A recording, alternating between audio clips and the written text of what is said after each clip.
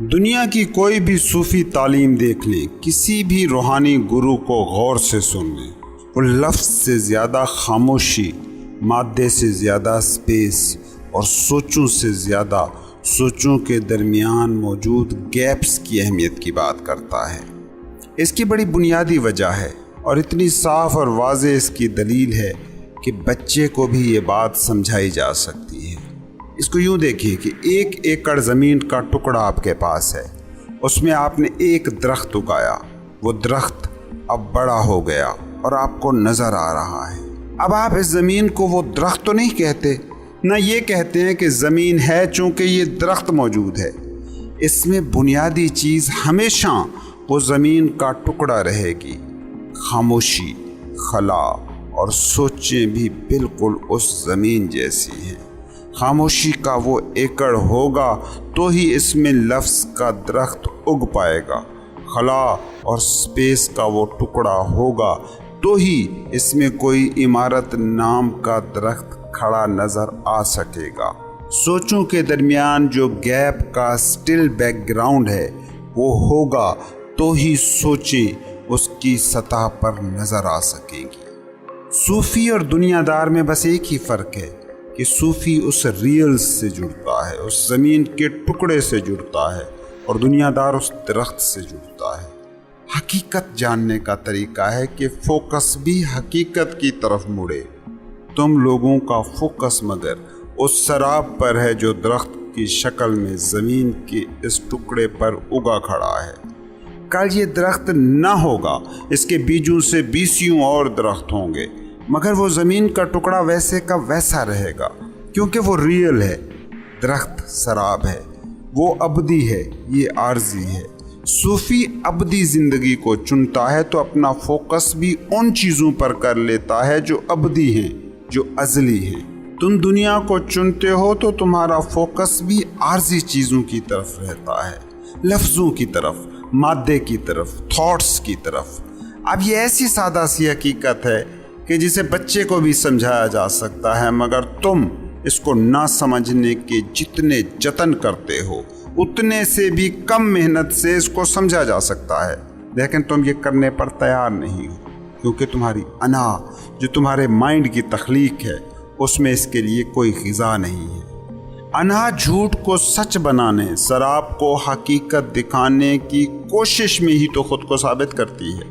تم ایک ڈگری لیتے ہو، ایک فیکٹری کھڑی کرتے ہو، ایک بڑی نوکری پاتے ہو، کوئی وزیر، کوئی حکمران ہو جاتے ہو، تو انا تمہیں بتاتی ہے کہ تم نے کچھ کیا ہے، کوئی تیر مارا ہے۔ لیکن سوچو یہ سب محض لفظوں سے زیادہ کیا ہیں، چند لیبلوں کے سوا اور کیا ہیں، مگر انا کو، ذہن کو یہ بڑا تگڑا کرتے ہیں۔ جو تم ہو اس ہونے میں یہ لیبل کوئی بھی اضافہ، کوئی بھی کمی نہیں کر سکتے۔ تمہارے پاس جو نوکری ہے، سوچو وہ نوکری نہ ہو تو تم ہی رہو گے یا کچھ اور ہو جاؤ گے، کیونکہ تم اپنی حقیقت میں زمین کا وہی ایکڑ ہو جس میں درخت کا سراب تم نے بویا ہوا ہے۔ تم خاموشی ہو مگر لفظوں سے آئیڈینٹیفائیڈ ہو۔ اس لیے تو کوئی تم سے پوچھے تم کیا ہو تو اسے 4 لفظ بتا کر بتا دیتے ہو کہ تم کون ہو۔ نام، قوم، وطن، مذہب، پیشہ، عہدہ، یہ چند چیزیں ملا کر پوچھنے والے کو تم بتا دیتے ہو کہ تم یہ ہو۔ یہ بات تم نہیں سمجھ رہے کہ تم وہ خاموشی ہو جس میں لفظ ابھرے۔ کبھی تم لڑکے یا لڑکی لفظ سے خود کو شناخت کرتے تھے، کبھی مرد یا عورت، کبھی بڑھیا یا بوڑھے سے، لیکن وہ بیک گراؤنڈ کہ جو خاموشی ہے وہ ہمیشہ ایک سی رہتی ہے۔ جو تم میں آئی ایم نیس ہے، جو میں ہوں کا احساس ہے، جو 55 میں بھی شیشے میں کھڑے ہوئے وجود کو دیکھ کر میں کہتا تھا، وہ ایک ہی رہتا ہے۔ اور جب تم 80 سال کے بوڑھے کو دیکھتے ہو تو سارا چہرہ، جسمانی ساخت بدل چکی ہونے کے باوجود وہ آئی ایم نیس خود کو پہچان لیتی ہے۔ یہ ریئل تم ہو، مگر یہ ریئل تمہارے ذہن میں نہیں آتا، کیونکہ ذہن اسی کو اپنا مانتا ہے جسے وہ ڈیفائن کر سکے، اور ذہن کی نیچر میری نظر میں ایسی ہے کہ یہ صرف جھوٹ کو، سراب کو ہی ڈیفائن کر سکتا ہے۔ یہ لفظ ماپ سکتا ہے، خاموشی اس کے ترازو پر ہوا کی طرح بے وزن ہو جاتی ہے۔ یہ مادے کو کیپچر کر سکتا ہے، خلا اس کی فریکوینسی سے باہر کا فینومینا ہے۔ یہ تھاٹس سے ڈیل کر سکتا ہے، تھاٹس کے درمیان وقفے نہیں سمجھ سکتا۔ اس خاموشی، اس خلا کو، ان تھاٹس کے درمیان وقفوں کو تم دیکھ سکتے ہو، تمہاری بینگ دیکھ سکتی ہے۔ دنیا کا ہر مذہب، دنیا کی ہر عبادت، صوفی کا ہر مراقبہ، گرو کی ہر میڈیٹیشن بنیادی طور پر یہی کچھ کرتی ہے۔ یہ آپ کے فوکس کو لفظوں سے خاموشی، مادے سے خلا اور سوچوں سے سوچ کے درمیان موجود وقفوں کی طرف لے جاتی ہے۔ تمہارا دماغ مگر تمہارے ساتھ بڑا کھیل کھیلتا ہے۔ تم کہتے ہو اگر ہم خاموشی، خلا، سکوت سے جڑ گئے تو ہم نہ ہو جائیں گے، عدم ہو جائیں گے، ہم رہیں گے ہی نہیں، کیونکہ انا کا ہونا لفظوں، مادے اور سوچوں سے جڑا ہے۔ اس لیے تم یہ ساری حقیقت سمجھ بھی جاؤ تو سوال اٹھاتے ہی رہو گے۔ تم کبھی اپنے سوالوں پر غور کرنا۔ تمہارے سوال کسی چیز کو سمجھنے کے لیے نہیں ہوتے، بلکہ کسی چیز کو سمجھنے سے بچنے کے لیے ہوتے ہیں۔ بھئی درخت کے کٹ جانے سے زمین کیسے فنا ہو سکتی ہے؟ وہ لیبل جو تم نے اپنے لیے چن رکھے ہیں، وہ لیبل کہیں سے تم نے لیے تھے۔ نام، عہدہ، تعلیمی ڈگری یہ کہیں سے ملی ہے۔ جب نہیں لیے تھے تو بھی تم تھے نا۔ اب ان کو چھوڑنے سے کیسے تم نہ ہو جاؤ گے، عدم ہو جاؤ گے۔ ہیرے کو چھوڑ کر کوئلے پکڑنا انسان کی عادت بن گیا ہے۔ اس بات کو سمجھو کہ وہ سکوت، وہ خلا، وہ خاموشی نام ہے کانشیسنس کا، وہ عالمگیر ذہانت ہے، وہ واحد چیز ہے جو ہے، اور واحد زندہ چیز سے جڑنے کو تم کہتے ہو کہ ہم تو رہیں گے ہی نہیں۔ جس کو تم سمجھ رہے ہو کہ یہ ہے، یہ اصل میں نہیں ہے، یہ بلبلا ہے، یہ عارضی ہے۔ تم کیا ہو؟ کیا زندہ جسم؟ کل یہ جسم زندہ نہیں رہے گا۔ تم کیا ہو؟ دولت مند؟ کل یہ دولت نہیں رہے گی۔ تم کیا ہو؟ ایک بڑے عہدے دار؟ کل یہ عہدہ نہیں رہے گا۔ پھر تو وہ جو عارضی ہے اس سے چمٹ کر تو تم کہہ رہے ہو کہ میں ہوں، اور جو ازلی ہے، جو ابدی ہے، اس سے جڑنے کو تم کہتے ہو کہ ہم رہیں گے ہی نہیں۔ اس سے زیادہ الٹی منطقیں اور کیا ہوں گی؟ اور کبھی غور کرنا، جسے تم منطق کہتے ہو یہ ہمیشہ الٹ کام کرتی ہے۔ یہ صرف زندگی کی سادگی کو گہنانے کا ایک ٹول ہے، اسے پیچیدہ بنانے کا ایک اوزار جو انائی دماغ نے تراش رکھا ہے تاکہ تمہارا فوکس یہ اپنی طرف رکھ سکے۔ جس وقت تمہارا فوکس اس عارضی سے مستقل کی طرف جاتا ہے تو تم عظیم کائناتی ذہانت کا حصہ ہو جاتے ہو، وہ کل کانشیسنس جو ان مینیفیسٹڈ ہے، مگر جس سے ہر مینیفیسٹڈ کو وجود ملا ہے۔ کبھی سوچا ہے تم نے چائے کے اس کپ سے لے کر گلیکسیز تک، کہکشاؤں تک، یہ ساری چیزیں کہاں بن رہی ہیں، کہاں سے پھوٹ رہی ہیں؟ اس کانشیسنس سے جو آپ ہو۔ آپ ابھی میوٹ کر دیے جاؤ تو کیا یہ چائے کا کپ رہ جائے گا؟ وہ سٹارز رہ جائیں گے، کہکشائیں بچ رہیں گی، کچھ بھی نہیں بچے گا۔ قرآن جب کہتا ہے کہ ایک آدمی کو مارنا پوری کائنات کو مار دینے جیسا ہے، تو وہ اسی حقیقت کی طرف اشارہ ہے کہ وہ دنیا جو ایک پوائنٹ آف کانشیسنس نے تخلیق کر رکھی تھی، وہ اس اینگل سے ساری کی ساری کائنات اس بندے کے ساتھ فنا ہو گئی۔ اس کو آپ یوں بھی سمجھ سکتے ہیں کہ ایک پیاز ہے، آپ اس کو چھلکا در چھلکا چھیلتے جاؤ تو آخری پرت کے بعد کیا بچے گا؟ عدم، نہ ہونا، غیر مادی مقام، ان مینیفیسٹڈ۔ مگر وہی غیر مادی مقام تھا جس نے اس مادی شکل میں پیاز کو تشکیل دیا تھا، متشکل کیا تھا، جسم دیا تھا، پیاز کو پیاز بنایا تھا۔ وہ غیر مادی مقام ہی اصل شعور ہے، وہی اصل میں آپ ہو۔ پیاز کے چھلکے تو آپ نے جمع کیے ہیں، اور ایک دن یہ پیاز کے چھلکے پرت در پرت سوکھتے سوکھتے گل سڑ جائیں گے، اور پھر اسی مٹی میں مٹی ہو جائیں گے جہاں سے یہ نکلے تھے۔ موت کے وقت ہم انسانوں کے ساتھ بھی بنیادی طور پر یہی ہوتا ہے کہ وہ چھلکے، وہ ذات کی پرتیں، وہ گھر، معاشرے، ماحول سے سیکھی باتیں جسے ہم انا نام دیتے ہیں، جسے ہم شخصیت کہتے ہیں، وہ فنا ہوتی ہیں۔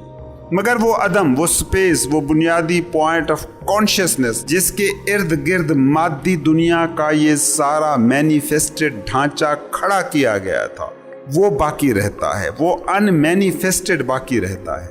اس لیے کہتے ہیں کہ مٹتی صرف وہی چیز ہے، فنا صرف وہی ہوتا ہے جو پیدا ہوتا ہے، جو تخلیق ہوتا ہے۔ اور ہم انسان اپنے باطن کی گہرائی میں اس پوائنٹ کو جانتے ہیں کہ ہم لافانی ہیں، ورنہ روز مسجدوں میں اعلان ہوتے، اخباروں میں موت کی خبریں چھپتی، روز ارد گرد ہوتے موت کے کھیل، زندگی کے عارضی پن کی بے تحاشا مثالوں کے باوجود ہم کیسے اس طرح جی سکتے تھے کہ جیسے مرنا ہی نہ ہو؟ 80 سال کا بزرگ اپنا نیا مکان بنواتے ہوئے اس کی بنیادوں، اس کی دیواروں، اس کی چھتوں کو ایسے پختگی سے تیار کرا رہا ہوتا ہے کہ وہ مکان کئی صدیوں تک نہ گرے۔ اس کا کیا مطلب ہے؟ اس کا مطلب بس اتنا ہے کہ وہ دنیا کے شور میں دبا اس کا شعور اس کے باطن میں بول رہا ہے اور اسے بتا رہا ہے کہ وہ لافانی ہے۔ ان مینیفیسٹڈ کانشیسنس غیر مادی شعور ہے جو ساری مینیفیسٹڈ آشکار دنیا کا خالق ہے۔ یہ ساری حیاتیں، یہ سارے ڈھانچے، یہ تمام شکلیں، یہ تمام فارمز، یہ ساری آوازیں جہاں سے پھوٹ رہی ہیں، وہ شعور بذات خود ہر حیات، ہر ڈھانچے، ہر فارم، ہر آواز، ہر تھاٹ سے پاک ہے۔ اس ان مینیفیسٹڈ کی طرف جانے کا صرف ایک ہی گیٹ وے ہے، سکوت، سٹلنس۔ کیونکہ سٹلنس شاید وہ واحد چیز ہے جسے تم جانتے ہو مگر جو ان مینیفیسٹڈ ہے، ورنہ تو تمہارا مائنڈ صرف مظاہر کی دنیا میں، مینیفیسٹڈ دنیا میں کام کرتا ہے۔ اس کائنات میں سٹلنس وہ واحد چیز ہے جس کی کوئی شکل نہیں، کوئی فارم نہیں۔ آپ جتنا غور کر لیں، آپ جتنا مراقبہ کر لیں، آپ سکوت کو، سٹلنس کو کسی فارم کی قید میں نہیں لا سکتے۔ آپ میں سے اکثریت اس بات کو شاید مانتی ہو کہ یہ دنیا فانی ہے۔ جس چیز کو آپ دنیا کہتے ہیں وہ تو یقیناً فانی ہے۔ یہ مکان، یہ درخت، یہ جانور، یہ انسان، یہ گاڑیاں، یہ سب تخلیق ہوئی ہیں، یہ سب مٹیں گی، یہ سب مریں گی، یہ سب فانی ہیں۔ مگر آپ کا وہ شعور جو ساکت ہے، جو سٹل ہے، جس کی کوئی شکل نہیں، جس کی کوئی حیات نہیں، جس کی کوئی فارم نہیں، حتیٰ کہ شعور بھی بس ہم ایک لفظ کے طور پر کہہ رہے ہیں، ورنہ اس کا کوئی نام بھی نہیں، کوئی لیبل نہیں، وہ کیسے فنا ہو سکتا ہے؟ سٹلنس، سکوت واحد چیز ہے جو اس کائنات کی نہیں ہے، جو تخلیق سے ماورا ہے، جو بس ہے۔ آپ کی دنیا جن چیزوں سے مل کر بنی ہے، یہ سکوت اس دنیا سے نہیں ہے۔ یہ ایک ایسی ریلم، ایسی سلطنت سے ہے جہاں فنا اور موت حرام ہے۔ کبھی جب آپ کسی درخت یا کسی انسان کو حالت سکوت میں دیکھتے ہو تو کون ہے جو اس سکوت کو دیکھ رہا ہے؟ وہ جو بھی ہے، اس شخص، اس پرسن سے کہیں گہرا ہے جو دیکھ رہا ہے۔ یہ شعور ان اٹ سیلف ہے، بذات خود ہے جو اپنی تخلیق کو دیکھ رہا ہے۔ فرض کریں آپ کسی درخت کو دیکھ رہے ہیں، اس میں موجود سکوت کو محسوس کر رہے ہیں، تو کون ہے جو اس سکوت کا مشاہدہ کر رہا ہے؟ آپ کی آنکھ درخت کی حیات کو دیکھ سکتی ہے، آپ کے کان ہوا سے ہلتے اس کے پتوں کی پیدا کردہ آواز کو سن سکتے ہیں، آپ کا ناک اس کے پتوں اور پھولوں کی خوشبو کو سونگھ سکتا ہے، آپ کا ہاتھ اس کا لمس محسوس کر سکتا ہے۔ مگر وہ کون ہے جو درخت میں موجود سکوت کو، سٹلنس کو دیکھ رہا ہے، جو اس درخت میں موجود سکوت کا مشاہدہ کر رہا ہے؟ وہ آبزرور کون ہے؟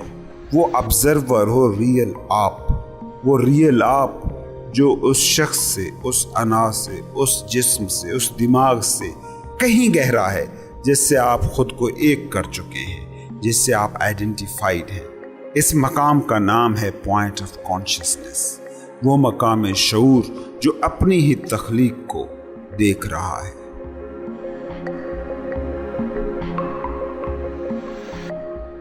زندگی کو دیکھو، کائنات کو دیکھو، اپنے آپ کو دیکھو اور ذرا غور سے دیکھو۔ تمہارا سب سے بڑا بھرم، تمہارا سب سے بڑا ڈیلیوژن، سراب بہت آسانی سے ٹوٹ سکتا ہے، اور وہ سراب یہ ہے کہ جو بھی کچھ ہو رہا ہے وہ تمہاری وجہ سے ہو رہا ہے۔ اس پوری کائنات میں جو بھی اہم ہے، جو بھی ضروری ہے، جو بھی کائنات کے وجود کے لیے لازم ہے، جو زندگی کے لیے ضروری ہے اور جو خود تمہاری بقا کے لیے لازم ہے، اس کو کبھی غور سے دیکھنا۔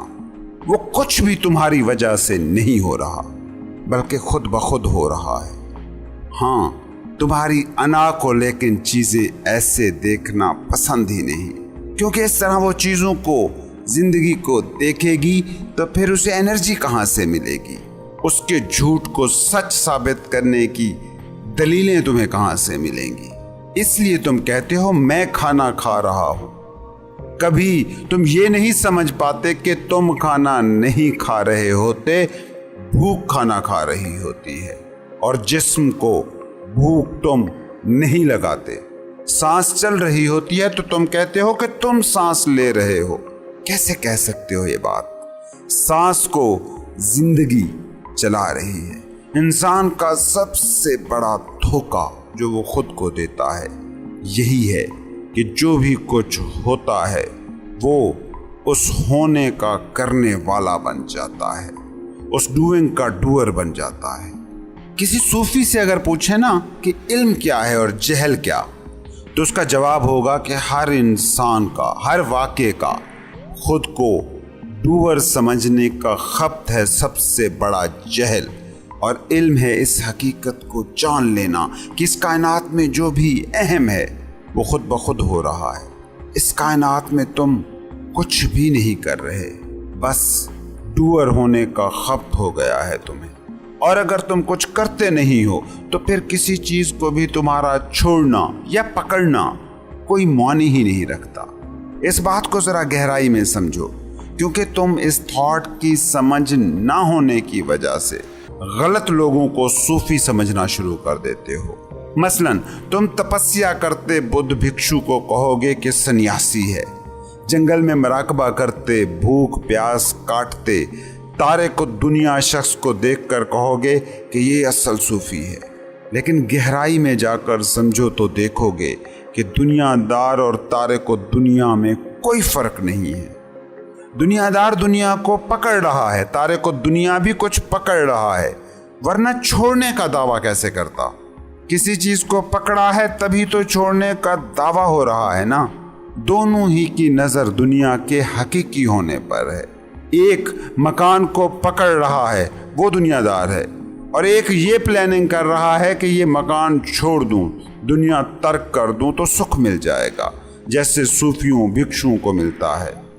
غور کریں ان دونوں پر، دونوں ایک ہی حرکت کر رہے ہیں، دونوں ڈوئر ہونے کا اعلان کر رہے ہیں، دونوں جو ہوا ہے اس کا کریڈٹ لے رہے ہیں۔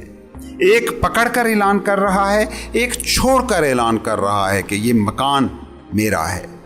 ہمارا یہی سب سے بڑا سراب ہے کہ ہم نے سمجھ لیا ہے کہ ہم چیزیں کر رہے ہیں، ہماری وجہ سے چیزیں ہو رہی ہیں۔ ہم نے جو زبانیں بنائی ہیں، کبھی ان پر غور کریں نا، وہ اسی احساس سے ملکیت سے بھری ہوئی ہیں۔ ان زبانوں سے ہم وہ بھی سب کرنے کا کریڈٹ خود لے رہے ہیں جو ہم کبھی بھی نہیں کرتے، نہ وہ ہم کر سکتے ہیں۔ مثلاً آپ کہتے ہیں میں سانس لے رہا ہوں۔ اب آپ غور کریں، کیا آپ سانس لے رہے ہیں؟ آپ کہتے ہیں کہ میں سو رہا ہوں، کیا آپ سوتے ہیں؟ پرانے دور کے چین میں ایک بڑا جوک تھا جو بڑا مشہور تھا۔ جوک یہ تھا کہ ایک نوجوان عاشق اپنی محبوبہ کے ساتھ سمندر کنارے بیٹھا رات کی چاندنی میں سمندر کو دیکھ رہا ہے۔ چاند کی وجہ سے سمندر میں جوار بھاٹا ہے، بڑی بڑی لہریں بن رہی ہیں۔ وہ عاشق آسمان کی طرف منہ کر کے کہتا ہے کہ اے سمندر، لہریں اٹھا، بڑی بڑی لہریں اٹھا۔ اور لہریں تو ویسے بھی اٹھ رہی تھیں۔ اس کی محبوبہ اسے حیرت سے دیکھتی ہے اور کہتی ہے واہ، تمہاری بات تو سمندر بھی سنتا ہے۔ تم کہتے ہو کہ لہریں اٹھو تو لہریں اٹھتی ہیں، تم کہتے ہو کہ لہریں ساحل کی طرف آؤ تو لہریں ساحل کی طرف آتی ہیں۔ یہ تو جوک ہے، مگر غور کرنا تم لوگ، ہماری زندگیوں میں بھی سب ایسا ہی ہے۔ لہریں اٹھ ہی رہی ہیں اور ہم کھڑے کہے جا رہے ہیں کہ لہریں اٹھو۔ بس یہ کہنے سے ہم ڈیلیوژن پال لیتے ہیں کہ ہمارے کہنے سے لہریں اٹھ رہی ہیں۔ یاد رکھو، نہ تم کرنے والے ہو نہ چھوڑنے والے ہو، بس اتنا جان لینا سارا علم ہے کہ جو ہو رہا ہے وہ ہو رہا ہے، اس کا تمہارے ہونے سے کرنے سے کوئی تعلق نہیں۔ یہ کائنات، یہ دنیا، یہ زندگی جیسے واقع ہو رہی ہے، اس کے ایسا ہونے کے لیے کوئی بھی ناگزیر نہیں ہے، مگر تمہاری انا بڑی عیار ہے، وہ اپنے ناگزیر ہونے کا نقاب اوڑھے رہتی ہے۔ کبھی غور سے دیکھنا تم خود کو، کتنا ناگزیر سمجھتے ہو تم خود کو۔ یہ گھر ایسا نہیں رہے گا اگر میں نہ ہوا، یہ کمپنی ایسی نہیں رہے گی اگر میں نہ ہوں گا، یہ ملک ایسے نہیں رہے گا اگر میں نہ ہوا۔ اور تو اور کسی آفس میں جھاڑو دینے والے سے جا کر پوچھو تو وہ بھی یہی کہہ رہا ہے، میں نہ ہوں تو یہ دفتر ایسا نہیں رہے گا۔ تم اس کائنات میں ہو رہے ہر واقعے کا کریڈٹ لینے کو بے قرار ہو۔ تمہاری انا کو اس سے بڑا سہارا ملتا ہے کہ تم اہم ہو۔ تمہیں شاید پتہ نہ ہو کہ لوگ ڈارون سے، گلیلیوس سے، فرائڈ سے جو چڑھتے ہیں، جو ان پر تنقید کرتے ہیں، تو اس کی وجہ یہ نہیں کہ وہ غلط تھے یا وہ غلط ثابت ہو گئے ہیں، بلکہ ان سے چڑھنے کی وجہ ہماری انا میں پیوست ہے۔ ہماری انا نے انسان کے ناگزیر ہونے کا جو خیال پال رکھا تھا، ان لوگوں نے اس خیال کو رد کیا تھا، اس لیے یہ لوگ معتوب ٹھہرے۔ اس بات کو سمجھو کہ چیزوں کی نیچر ہے واقع ہونا۔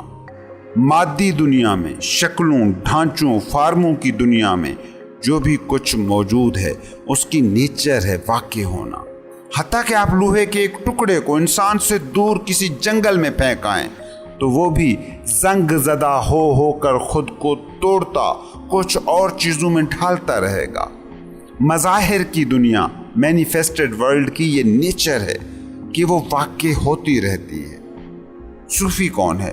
وہ جو یہ جان گیا کہ جو بھی کچھ ہو رہا ہے وہ بس ہو رہا ہے، وہ میری وجہ سے یا کسی کی وجہ سے نہیں ہو رہا ہے، اور جو کچھ میری وجہ سے نہیں ہو رہا ہے، جو واقعہ میری وجہ سے برپا ہی نہیں ہو رہا، پھر اس کو پکڑنے یا چھوڑنے کا سوال ہی کیا۔ اس لیے صوفی ترک دنیا نہیں کرتا، نہ وہ دنیا کو پکڑتا ہے، کیونکہ پکڑنا اور چھوڑنا دونوں ایک ہی طرح کا ایکٹ ہیں، ایک ہی حقیقت کی طرف اشارہ ہے کہ میرے چیزوں کے پکڑنے سے یا انہیں چھوڑنے سے کچھ فرق پڑتا ہے۔ اس بات کو سمجھیں، بھوک لگتی ہے تو زندگی کی حقیقتوں سے بے خبر شخص زیادہ کھا لیتا ہے۔ کیوں؟ کیونکہ وہ یہ سمجھ رہا ہے کہ میں کھا رہا ہوں، حالانکہ زیادہ وہ بھی نہیں کھا سکتا۔ کھا تو آپ اتنا ہی سکتے ہیں جتنی بھوک ہے، جتنا آپ کا جسم ہے۔ اچھا، یہ تو ہے دنیا دار جو حتمی سچ سے، الٹیمیٹ ریئلٹی سے ناآشنا ہے، جاہل کہہ لیں۔ ایک دوسرا بھی جاہل ہوتا ہے جس کا رویہ ٹھیک یہی ہوتا ہے مگر ایکشن بالکل الٹ، مگر وہ جاہل نہ لگنے کا ڈھونگ کر رہا ہوتا ہے۔ یہ جاہل وہ ہے جو بھوکا رہ رہا ہوتا ہے۔ یہ دونوں ہی اصل میں نہ جاننے والے ہیں، کیونکہ دونوں ہی خود کو ڈوئر مان رہے ہیں۔ ایک اس کا اظہار کرنے کے لیے کچھ کرتا ہے، دوسرا اسے چھوڑنے میں اپنا اظہار کرتا ہے۔ جو حقیقی صوفی ہے، جو حقیقی مرشد ہے، وہ نہ یہ سمجھتا ہے کہ کھانا میں کھاتا ہوں، نہ وہ یہ کہتا ہے کہ کھانے کو میں چھوڑتا ہوں۔ وہ تو بس یہ کہتا ہے کہ کھانا بھوک کھاتی ہے۔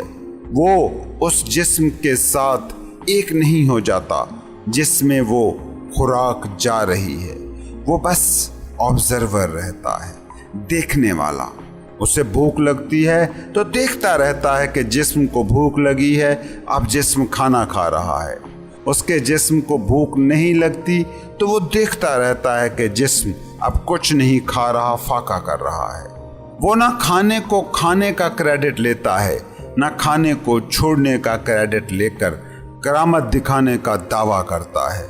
بھوک لگتی ہے تو کھانا کھا لیتا ہے، نہیں لگتی تو روزہ رکھ لیتا ہے، مگر وہ صرف حالت حضوری میں دیکھتا رہتا ہے کہ اس کا جسم اس وقت یہ کر رہا ہے یا یہ نہیں کر رہا ہے۔ جو دیکھ رہا ہے اس کی نیچر ہی نہیں ہے کہ وہ کچھ کر کے بتائے کہ میں ہوں، اور جو کر رہا ہے، جو کھا رہا ہے یعنی جسم، اس کی فطرت ہی یہی ہے کہ وہ کچھ کر کے ہی بتاتا ہے کہ میں ہوں۔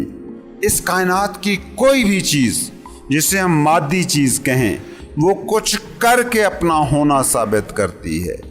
چیزوں کی نیچر ہے، ان کی فطرت ہے کچھ کرتے رہنا، مگر جو آپ کی بینگ ہے، جو آپ کی ہستی ہے، جو آپ کا کانشیسنس ہے، جو اویئرنیس ہے، اس کی نیچر کچھ کرنا نہیں ہے بلکہ بس دیکھتے رہنا ہے۔ اس لیے صوفی نہ تو بھوک کی طرف بھاگتا ہے نہ بھوک سے بھاگتا ہے۔ جسم کو بھوک لگی تو اسے کھانا کھاتے دیکھ لیا، نہیں لگی تو اسے فاقہ کرتے دیکھ لیا۔ مطلب وہ بھوک کے ساتھ چھیڑخانی نہیں کرتا۔ بھوک ایک عمل ہے، کھانا ایک دوسرا عمل ہے۔ وہ ان دونوں ایکشنز کو ہوتا دیکھتا رہتا ہے۔ آپ اپنی اصل میں یہی دیکھنے والے ہیں، آبزرور۔ ایک صوفی کے پاس ایک شخص گیا اور اس سے پوچھا کہ وہ کیا عبادت ہے جو تم کرتے ہو، جس کی وجہ سے تم صوفی بنے۔ اس صوفی نے جواب دیا کہ میری کوئی خاص عبادت نہیں ہے، بس میرے مرشد نے مجھے ایک بات کہی تھی، اسی پر عمل کرتا ہوں۔ میرے مرشد نے کہا تھا جب بھوک لگے تو کھانا کھا لینا، نیند آئے تو سو لینا، بس میں یہی کرتا ہوں۔ جب نیند آتی ہے تو سو جاتا ہوں، نیند جاتی ہے اٹھ جاتا ہوں، بھوک لگتی ہے کھانا کھا لیتا ہوں، نہیں لگتی تو فاقہ کر لیتا ہوں، بولنے کی ضرورت ہوتی ہے بول لیتا ہوں، چپ رہنے کو دل ہوتا ہے چپ رہ لیتا ہوں۔ تو وہ آدمی جس نے یہ سوال کیا تھا اس نے کہا یہ بھی کوئی عبادت ہے؟ اس صوفی نے جواب میں کہا کہ مجھے نہیں پتا کہ یہ عبادت ہے کہ نہیں، مگر میرے مرشد نے یہی کہا تھا کہ تم اگر کچھ کر سکتے ہو تو یہی کیا جا سکتا ہے کہ جو ہو رہا ہے تم اس کے ہونے کی وجہ خود کو سمجھنا چھوڑ دو، تم بس دیکھنے والے رہو، شاہد رہو، آبزرور رہو، وٹنس رہو۔ اس نے کہا مجھے نہیں پتا یہ عبادت ہے یا نہیں، لیکن جو بھی کچھ ہوتا ہے میں بس اس کو دیکھتا رہتا ہوں۔ ہاں ایک بات میں تم کو بتا سکتا ہوں کہ جب سے یہ رویہ میں نے اختیار کیا ہے، جب سے بھوک، نیند، جاگنے، سونے، اٹھنے، بیٹھنے کو میں نے ایسے قبول کیا ہے، تب سے میں مکمل طور پر پرسکون ہوں۔ ایک پیس ہے، ایک سٹلنس ہے، ایک سکوت، ایک خاموشی، ایک آسمانوں سا وسیع خلا ہے جسے میں جی رہا ہوں۔ تب سے ایک لمحے کو بھی میں نے دکھ کو محسوس نہیں کیا ہے، کیونکہ مجھے سب قبول ہے، اور دکھ بھی آ جاتا ہے تو اسے دکھ کہہ کر قبول نہیں کرتا، بس اس کا ہونا قبول کر لیتا ہوں۔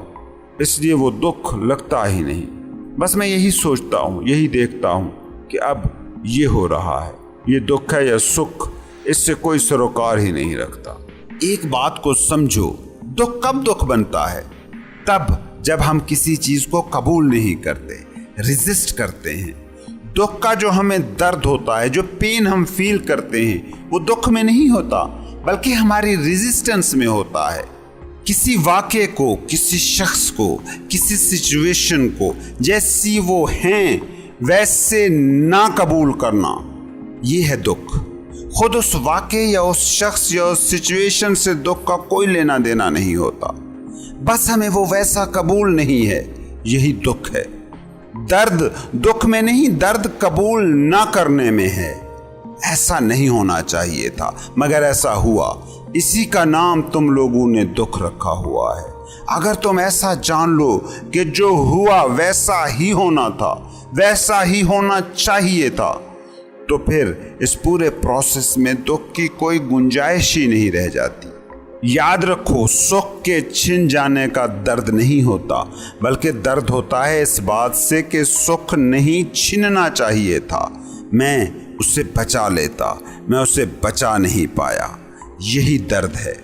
انلائٹنمنٹ بس اسی کا نام ہے کہ جو ہو رہا ہے وہ ہو رہا ہے، اسے میں برپا نہیں کر رہا ہوں۔ اس بات کو سمجھے، اس کائنات میں جو بھی چیز ہے، جو بھی کچھ ہے، اس کی ایک نیچر ہے، اور وہ اپنی اسی نیچر کا اظہار کرتی ہے۔ یہی اس ساری کائنات کی پوری کہانی ہے۔ اس میں دکھ اور تکلیفیں اور پریشانیاں، ان سب کی گنجائش ہی کہاں ہے؟ آگ جلاتی ہے، یہ اس کی نیچر ہے، پانی بہتا ہے، یہ اس کی نیچر ہے، हवा चलती है, ये उसकी नेचर है। जिस्म पैदा होता है, बढ़ता है, फलता फूलता है, मरता है, ये उसकी नेचर है। परिंदे उड़ते हैं, ये उसकी नेचर है। कायनात कभी एक जगह नहीं टिकती, ये कायनात की नेचर है।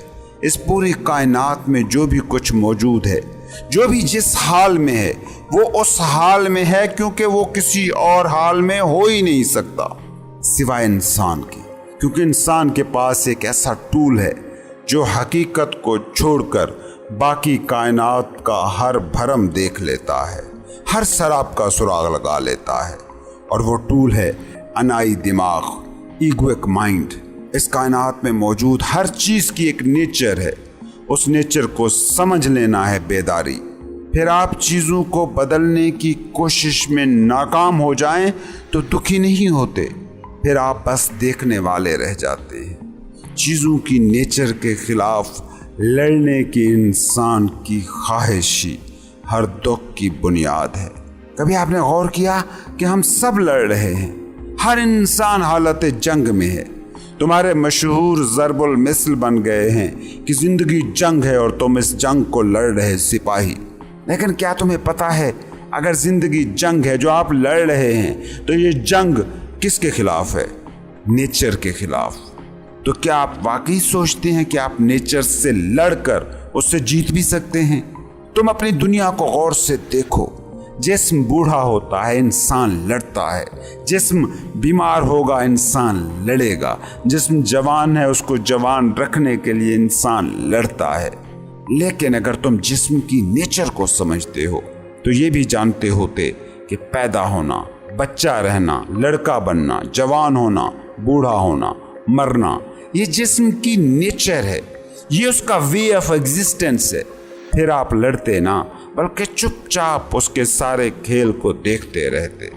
इस कायनात में जो भी हो रहा है वो नेचुरल है, वो फितरी है, वो नेचर का बहाव है, वो फितरत का ढंग है। फकीर कहता है कि इस कायनात में सब खुद ब खुद होता है, और जो जानता है वो इस खुद ब खुद हो रहे वाक़े से खुद को आइडेंटिफाई नहीं करता। जो जानता है वो तो रूहानी बेदारी की भी कोशिश नहीं करता, साल्वेशन की भी तलब नहीं करता। फकीर तो वो होता है कि जो कोशिश ही नहीं करता, क्योंकि नाकामी का ताल्लुक इस बात से नहीं कि आप कुछ करने गए और वो ना कर सके, बल्कि नाकामी के बीच छुपे हैं कामयाबी की ख्वाहिश में। क्योंकि ख्वाहिश की बेसिक नेचर है कि वो आपको बांध देती है, वो आपकी रूह के परिंदे को कैद कर देती है। फकीर कभी ख्वाहिश नहीं करता कि ऐसा हो, क्योंकि जो भी ये ख्वाहिश करेगा कि ऐसा हो, वो ज़रूर दुख में पड़ेगा। कायनात किसी की ख्वाहिशों को सामने रख कर नहीं चलती, ये कायनात अपने असूल पर चलती है। बस कभी वो हो जाता है जो आप चाहते हैं, तो आपको ये शराब, ये वहम हो जाता है कि समंदर की लहरें आपकी बात सुनकर उठ रही हैं, और कभी वो नहीं होता जो आप चाहते हैं, मगर आप फिर भी वही कह जाते हैं कि उठो लहरों, चलो लहरों, और लहरें नहीं उठती, लहरें नहीं चलती, तो तुम दुखी हो जाते हो। याद रखें, समंदर ना आपकी मानकर चलता है, ना आपकी सुनकर रुकता है। बस ये हादसा है कि कभी आपकी ख्वाहिश समंदर की लहरों के मुताबिक हो जाती है और कभी उसके खिलाफ। कभी आप जीतते चले जाते हो तो सोचते हो कि मैं जीत रहा हूँ, समंदर की लहरें मेरे कहने से उठ रही हैं, और कभी आप हारते जाते हो तो कहते हो मैं हार रहा हूँ। हकीकत मगर ये है कि कभी सिचुएशंस, वाक़यात, लोगों की नेचर ऐसी होती है कि आपको जीतने का गुमान पैदा हो जाता है, और कभी उनका रवैया आपकी ख्वाहिशात के ख़िलाफ़ होता है तो आपको हारने का यकीन हो जाता है। मगर चीज़ों, लोगों, वाक़यात के वैसा होने का जैसे वो हैं, इसका आपकी ख्वाहिश से कोई लेना देना ही नहीं। कभी आप जो भी चाल चलते हैं ठीक मालूम पड़ती दिखाई देती है, कभी हर चाल उल्टी पड़ती नज़र आती है। बस खुद ही उनसे मतलब बनाते हो और खुद ही उस मतलब से दुख और खुशी को तख्लीक कर लेते हो।